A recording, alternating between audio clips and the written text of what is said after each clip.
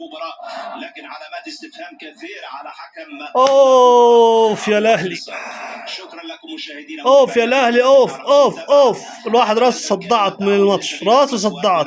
لا لعيبه ولا مدربين ولا حكام. انا مش عارف الاتحاد الافريقي جايب ايه اللي هو جايبه دي يحكم الماتش. انا ما اعرفش والله. لكن مش هنعلق الشماعة على حكام، ولا هنعلق الشماعة على لعيبة، ولا هنعلق الشماعة على زفت. اورلاندو بايرس لعب بالاهلي على استاد القاهرة، لعب على استاد القاهرة. خالد عبد الفتاح رامي زفت.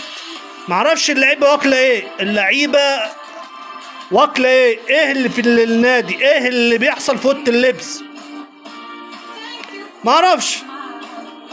بالله عليكم اللي يفهم، اللي عرفني ايه اللي حاصل في اوضه اللبس يقول لي، يعرف الناس، يعرف الجماهير دي كلها، يعرف الناس اللي مخنوقه. الماتش خلص على خير، ما خلصش على خير. النادي الاهلي على ملعبه في استاد القاهره وسط جمهوره 2-1 من اورلاندو بايرس. ياهو نقول ايه تاني ونعيد ايه ونزفت ايه. اكرم توفيق نازل ملوش نفس يلعب. بتلعبوا ليه؟ قلنا جمد امه، قلنا طصوا على دكة البدلاء ما يلعبش.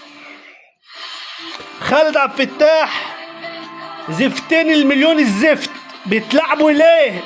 دول ما يلعبش في الاهلي يا جماعة دي ما يلعبش في الاهلي. قالها الكابتن وائل جمعة قبل كده. خالد عبد الفتاح المفروض يطلع بره النادي الاهلي. كابتن محمود خطيب هدنك بالمنظر دون، وهدنك ساجز وبقولها زي والله نسيتونا الكلمة، الله يخرب بيت ابوكم. هدنك بالمنظر دون بارد. بالحوار دون الاهلي مش هيشوف افريقيا النهارده السنة دي.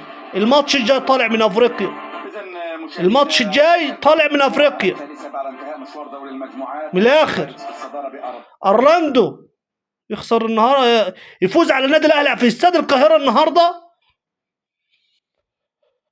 مع السلامه خلاص. الواحد اتكلم، عم نقول كولر ونقول فلان ونقول علان، ما عادش ينفع في النادي الاهلي. ما فيش فايده.